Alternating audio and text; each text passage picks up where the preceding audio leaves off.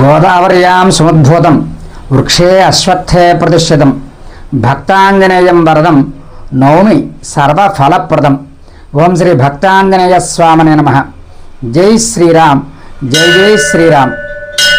స్వస్తి చాంద్రమాన శ్రీ విశ్వావసనామ సంవత్సర మార్గశిర శుద్ధ త్రయోదశి అనగా ది 3/12/2025 బుధవారం నుండి మార్గశిర బహుళ విధియ 7/12/2025 ఆదివారం వరకు గూటాల గ్రామంలో గోదావరి నదీ తీరాన అశ్వత్థ వృక్షాన వెలిసిన శ్రీ భక్తాంజనేయ స్వామి వారికి అష్టషష్ఠి 68వ వార్షిక మహోత్సవములు జరిపించుటకు గ్రామ పెద్దలు ఉత్సవ కమిటీ వారు నిర్ణయించారు.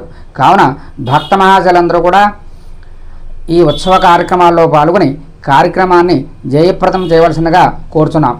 అలాగే ఉత్సవాల్లో భాగంగా 5 రోజులకు కూడా 5 రోజుల్లో స్వామివారి యొక్క ఆలయ ప్రాంగణంలో విశేషమైనటువంటి పూజా కార్యక్రమాలు జరుగుతాయి.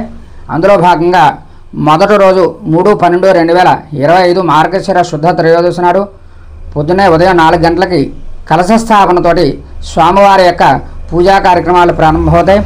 తర్వాత స్వామివారికి ఉదయం 8 గంటల నుంచి సహస్ర నింబఫలాలతోటి విశేషమైనటువంటి పూజా కార్యక్రమం జరుగుతుంది. అదే రోజు పొద్దున 10 గంటల నుంచి సాయంకాలం 5 గంటల వరకు కూడా స్వామివారికి గ్రామోత్సవం చేయడం జరుగుతుంది. అలాగే ఉత్సవాల్లో భాగంగా రెండో రోజు అయినటువంటి 4/12/2025 తారీఖున స్వామివారికి ఆలయ ప్రాంగణంలో సుందరకాండ పారాయణ మహోత్సవం జరుగుతుంది. స్వామివారికి సుందరకాండ పారాయణ అనేటువంటిది చాలా విశేషమైనటువంటిది. స్వామివారికి చాలా ప్రీతి సుందరకాండ అంటే. అదే రోజునే స్వామివారికి అప్పాలతోటి విశేషమైనటువంటి పూజా కార్యక్రమం కూడా జరుగుతుంది. అలాగే ఉత్సవాల్లో 3వ రోజు అయినటువంటి 5/12/2025 శుక్రవారం నాడు మరి కలియుగ ప్రత్యక్ష దైవమైనటువంటి శ్రీ శ్రీనివాసుని యొక్క కళ్యాణ మహోత్సవం ఆలయ ప్రాంగణంలో ఉదయం 9 గంటల నుంచి కూడా లోక కళ్యాణార్థం జరపబడుతుంది. అలాగే ఉత్సవాల్లో 4వ రోజు అయినటువంటి 6/12/2025 శనివారం నాడు మరి శనివారం అంటే స్వామికి మంగళవారము శనివారము అనేటువంటివి ఈ 2 వారాలు కూడా ఆంజనేయ స్వామికి చాలా ప్రీతికరమైనటువంటివి. మరి ఆ శనివారం నాడు ఆలయ ప్రాంగణంలో భక్తులందరి చేత సామూహికంగా హనుమద్వ్రత మహోత్సవ కార్యక్రమం ఆలయ ప్రాంగణంలో జరిపించబడును. గత సంవత్సరం ఆలయ ప్రాంగణంలో హనుమద్వ్రతం మహోత్సవం చాలా వైభవంగా జరిగింది. కావున ఈ సంవత్సరం కూడా భక్తులందరూ కూడా మరి ఆ హనుమద్వ్రత మహోత్సవంలో పాల్గొని తరించవలసిందిగా కోరుతున్నాం.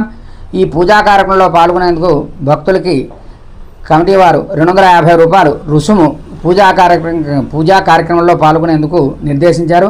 కాబట్టి ఆ రుసుము చెల్లించి 250 రూపాయలు చెల్లించి పూజా కార్యక్రమంలో పాల్గొచ్చు. మరి హనుమద్వ్రత యొక్క వైశిష్ట్యత ఏమిటి అంటే మార్గశీర్షే త్రయోదశ్యాం శుక్లాయాం జనకాత్మజ దృష్ట్వాదేవి జగన్మాత మహావీరేణ ధీమత. మార్గశిర శుక్ల త్రయోదశి నాడు మరి ఆంజనేయ స్వామి లంకానగరంలో ఉన్నటువంటి సీతాదేవిని దర్శించడం జరిగిందనమాట. సీతాన్వేషణ కోసం బయలుదేరి వెళ్ళినప్పుడు లంకానగరంలో ఉన్నటువంటి సీతాదేవి యొక్క జాడని మార్గశిర శుద్ధ త్రయోదశి నాడు ఆంజనేయ స్వామి వారికి కనుగొన్నారన్నమాట.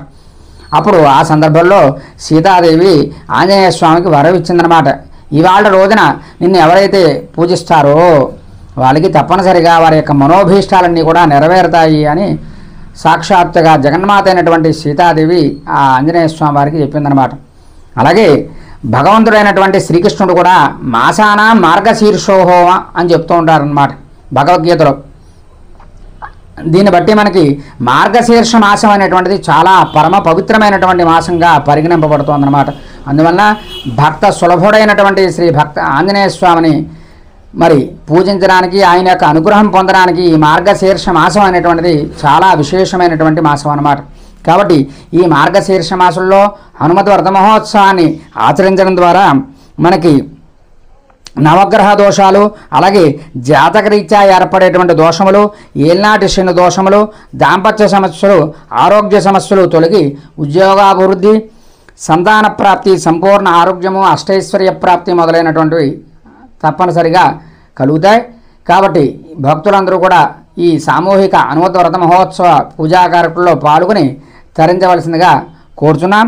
అలాగే పూజా సామాన్లన్నీ కూడా కమిటీ వారు మనకి ఇస్తారు.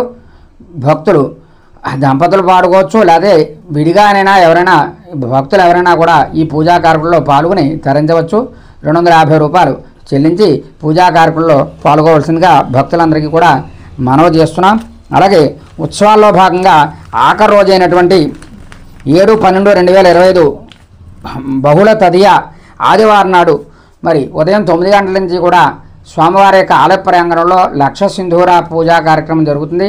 మరి ఆ పూజా కార్యక్రమంలో భాగంగా పొద్దున పూట మరి పంచామృతాలతోటి, పండరసాలతోటి, సుగంధ ద్రవ్యాలతోటి స్వామివారికి అభిషేక కార్యక్రమం జరుగుతుంది. పొద్దున అభిషేకం అయిన తర్వాత మధ్యాహ్నం నుంచి కూడా నాగవల్లి దళములు అంటే తోమలపాకులతోటి, సింధూరంతోటి, పుష్పములతోటి, ఫలములతోటి స్వామివారికి 1,00,000 నామములతోటి అర్చనా కార్యక్రమం జరుగుతుంది.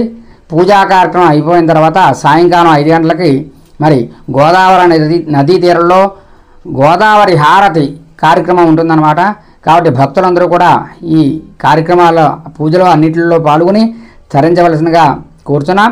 అలాగే ప్రతిరోజు సాయంకాలం 5 గంటల నుంచి 6:30 వరకు కూడా తలాప్రగడ రామకృష్ణ శాస్త్రి గారు జూనియర్ ఉషశ్రీ అని చెప్తూ ఉంటారన్నమాట.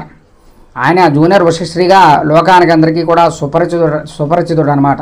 మరి ఆయన చేత సుందరకాండ పురాణ ప్రవచన కార్యక్రమం ప్రతిరోజు సాయంకాలం పూట ఆలయ ప్రాంగణంలో జరుగుతుంది. కాబట్టి భక్తులందరూ కూడా ఈ కార్యక్రమంలో కూడా పాల్గొని తరించవలసిందిగా కోరుచున్నాం.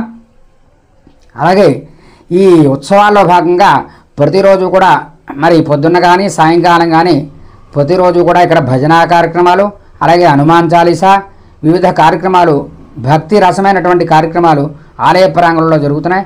కాబట్టి భక్తులందరూ కూడా ఈ పూజా కార్యక్రమంలో పాల్గొని తరించి ఆ శ్రీ భక్తాంజనేయ స్వామి వారి యొక్క పరిపూర్ణమైనటువంటి అనుగ్రహ కృపా కటాక్షాలకు పాత్రలు కాగలరని సమనీయంగా మనవి చేస్తున్నాం.